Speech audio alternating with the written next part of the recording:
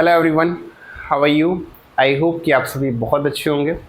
तो आज की वीडियो में हम लोग बात करने वाले हैं रीनीट, जो कि सुप्रीम कोर्ट की तरफ से सीधा साफ इनकार कर दिया गया है। थंबनेल में आपने देखा होगा कि अच्छा हुआ रीनीट नहीं हुआ, अगर हो जाता तो क्या क्या नुकसान उठाने पड़ते, क्या क्या प्रॉब्लम्स आती, इन सारी चीज़ों की हम लोग बात करने वाले हैं। लेकिन उसको स्टार्ट करने से पहले कुछ मैं अपने जो विचार हैं, जो मुझे लगता है कि ये चीज़ें आपको पता होनी चाहिए, वो मैं शेयर कर देता हूँ। अगर वीडियो अच्छा लगे तो चैनल को सब्सक्राइब कर देना और वीडियो को लाइक कर देना, और नहीं अच्छा लगता है तो आप डिसलाइक भी कर सकते हैं। तो चलो स्टार्ट करते हैं। आज का जो मुख्य कारण रहा है, जैसा कि सुप्रीम कोर्ट ने बोला, आज से पहले की हियरिंग में बोला था कि अगर मास कम्युनिकेशन में पेपर लीक हुआ है तो आप रीनीट कराइए, और अगर मास में नहीं है, कोई एक स्पेशल सिटी पे है या स्पेसिफिक लोगों पे है, तो रीनीट कराने की कोई ज़रूरत नहीं है। अब सुप्रीम कोर्ट को क्या ये नहीं पता था कि कोई भी पेपर जब लीक होता है तो वो मास में लीक नहीं होता, मास में सिर्फ पता चलता है कि लीक हुआ है। पेपर को लीक हमेशा कुछ गिने चुने लोग ही कराते हैं।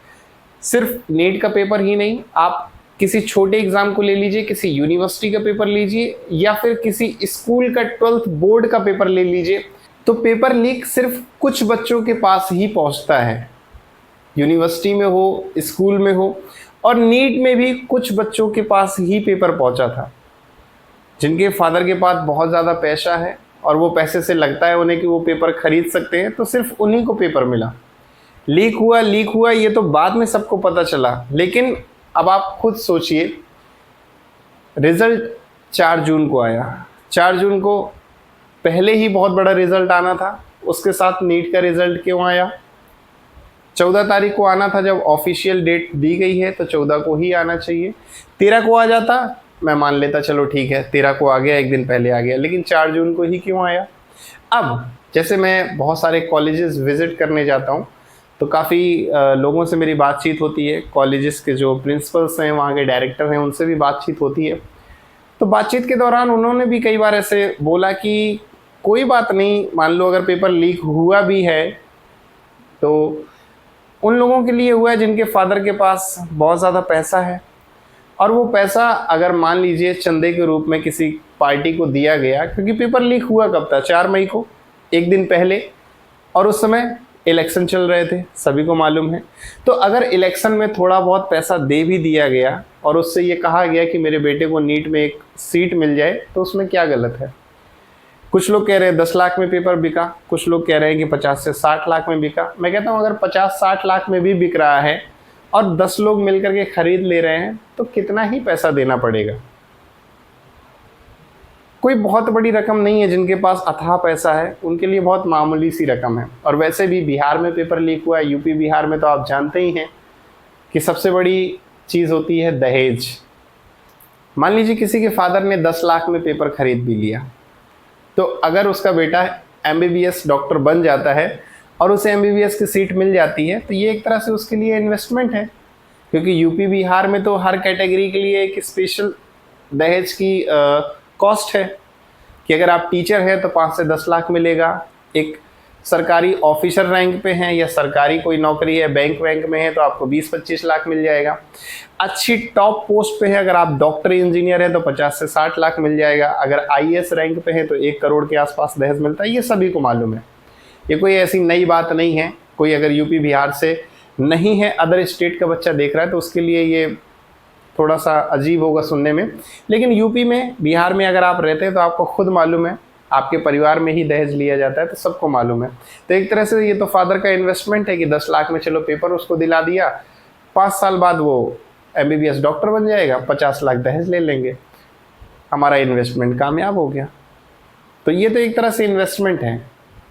अब अलग अलग चीज़ें हो सकती है, ये तो मेरा पॉइंट ऑफ व्यू है कि सुप्रीम कोर्ट ने जैसा कि कहा कि अगर कुछ लोगों में पेपर लीक हुआ है तो कोई ज़रूरत नहीं है रीनीट कराने की। तो पेपर तो कुछ लोगों के पास ही पहुंचता है, तो ये तो समझने वाली बात है।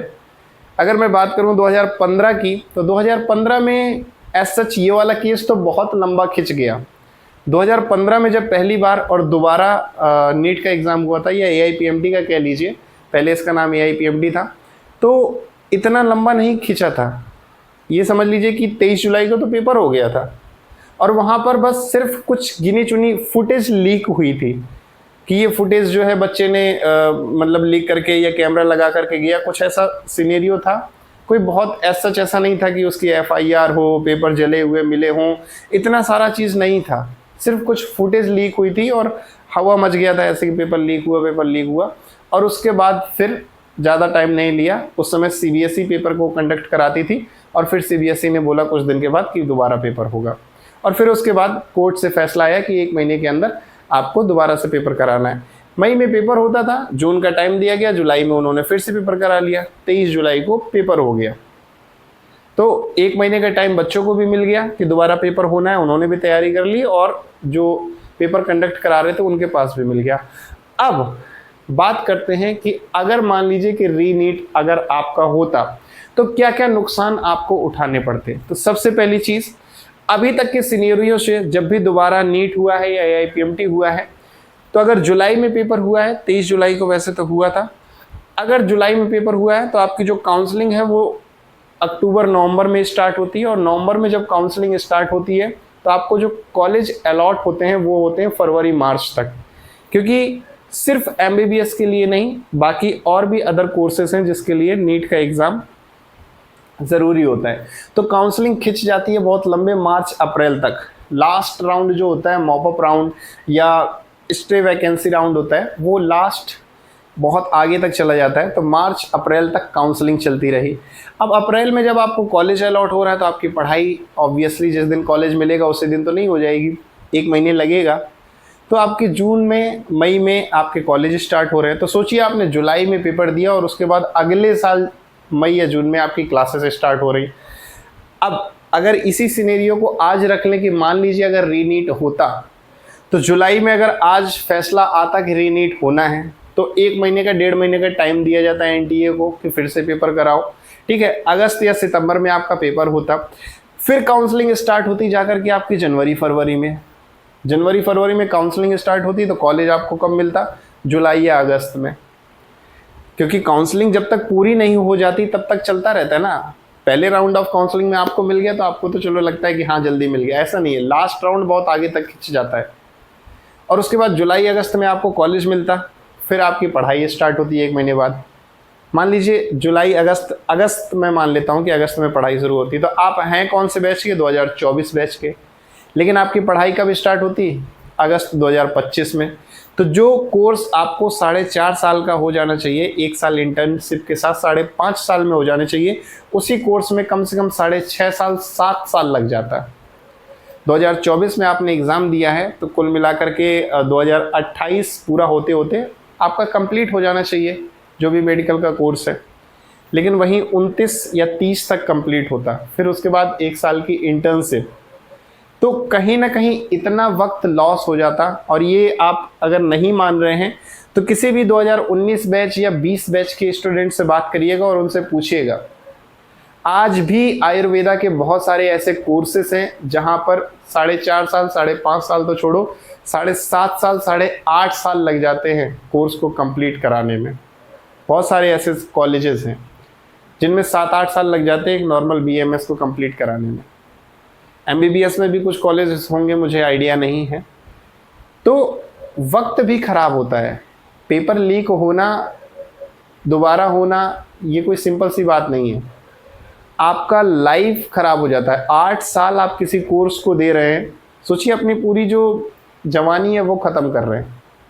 अगर आप 21-22 साल के हैं और आप इंटर होते हैं, 8 साल बाद निकलेंगे 29-30 साल की उम्र में, और कहीं खुदा ना करे अगर आपने फिर सोच लिया कि PG करना है, तो 35 साल की उम्र तो आपकी ऐसे ही हो जाएगी। बचेगा क्या आपके पास? जिस उम्र में कमाना चाहिए, जिस उम्र में ये लगता है कि लाइफ को एंजॉय करना चाहिए, वो उम्र तो ख़त्म हो गई पढ़ते पढ़ते। तो चलो अच्छी बात है कि रीनीट दोबारा नहीं हुआ, वरना आपके बहुत सारा वक्त ख़राब होता। और बहुत सारी चीज़ें ऐसी भी आ रही हैं, जैसे एक क्वेश्चन पे उन्होंने बोला कि IIT के जो प्रोफेसर हैं वो 3 लोगों को तीन लोगों की एक टीम बनाएं और इस क्वेश्चन को चेक करें। अब जिन लोगों का गलत है उनके 5 नंबर चले गए। अब 5 नंबर चले गए तो रैंक और बढ़ गई उनकी। अब उनके लिए और प्रॉब्लम क्रिएट हो गई कि जहाँ एक एक नंबर क्या 1/5 नंबर भी हो ना तो रैंक कहाँ से कहाँ आ जाती है, कॉलेज मिल सकता है नहीं मिल सकता है। सोचिए 5 नंबर कम हो जाना मतलब एक सीट चली गई आपकी। आपको अगर लगता था आपको MBBS मिल जाएगा तो अब कोई चांस नहीं है। एक स्टूडेंट है मुझे मैसेज किया था कि सर मेरे पहले 658 आ रहे थे, अब 653 मार्क्स बचे हैं। पहले ही लग रहा था कॉलेज नहीं मिलेगा MBBS का, अब और प्रॉब्लम आ गई कि अब तो पक्का नहीं मिलेगा। सोचिए नीट में 653 मार्क्स हैं, उसके बावजूद उसे श्योर नहीं है कि मुझे MBBS मिलेगा या नहीं। तो आज ये हाल हो गया है। मतलब कुछ लोग सिर्फ अपने बच्चे को MBBS कराने के लिए या अच्छा नाम बनाने के लिए बाकियों की लाइफ ख़राब कर देते हैं। जिन्होंने नीट का पेपर ख़रीदा या जिनके बच्चे किसी न किसी तरह से नीट में इंटर कर जाएंगे उनकी लाइफ तो अच्छी बात है, लेकिन बाकियों पे बहुत इम्पैक्ट पड़ेगा। तो ये चीज़ मुझे लगता है आपके साथ शेयर करनी चाहिए, तो मैंने आपके साथ शेयर करी। इसके अलावा कोई ऐसा स्टूडेंट है जिसे अभी भी कन्फ्यूज़न है कि इस मार्क्स पर या इस रैंक पर मुझे कॉलेज मिलेगा या नहीं मिलेगा, तो ऐसे बच्चे नीचे मेरी वेबसाइट दे रखी है, वहाँ पे विज़िट कर सकते हैं, या फिर जो नंबर दिया है वहाँ से मुझे डायरेक्टली कॉल भी कर सकते हैं या व्हाट्सअप कर सकते हैं। आपको आपके मार्क्स पे कॉलेज अलॉट होगा नहीं होगा, या BAMS करना चाहते हैं तो क्या BAMS गवर्नमेंट मिलेगा या नहीं मिलेगा, और अगर प्राइवेट करना चाहते हैं तो प्राइवेट में कौन सा बेस्ट कॉलेज है, ये सारी इन्फॉर्मेशन के लिए आप नीचे मेरे दिए गए नंबर पे कॉल कर सकते हैं या व्हाट्सअप कर सकते हैं या इंस्टाग्राम पे भी मुझे DM कर सकते हैं। क्योंकि बहुत बार ऐसा मैंने देखा है, पिछले 4 साल से मैं काउंसलिंग करा रहा हूँ और मैंने ये चीज़ देखी है कि जिसके बहुत अच्छे मार्क्स होते हैं उसको कई बार अच्छा कॉलेज नहीं मिल पाता है। कुछ ऐसी गलतियां हैं जो वो काउंसलिंग के टाइम पे करते हैं बच्चे, तो वो सारी मिस्टेक्स आपसे ना हो। ऐसा ना हो कि आपके नंबर तो अच्छे थे लेकिन बस कुछ मिस्टेक्स की वजह से या कुछ चीज़ें आपको पता नहीं थी, इस वजह से आपके हाथ से कॉलेज निकल गया और आपसे कम मार्क्स वाले को वो कॉलेज मिल गया। तो ये सारी प्रॉब्लम्स ना हो, इसके लिए आप नीचे कॉन्टैक्ट कर सकते हैं। बाकी अगर कोई डाउट रह जाते हैं तो आप नीचे कमेंट में मुझसे पूछ सकते हैं। तो चलिए मिलते हैं किसी और वीडियो के साथ। Till then take care, tata bye bye, have a nice day and best of luck for your future. Thank you.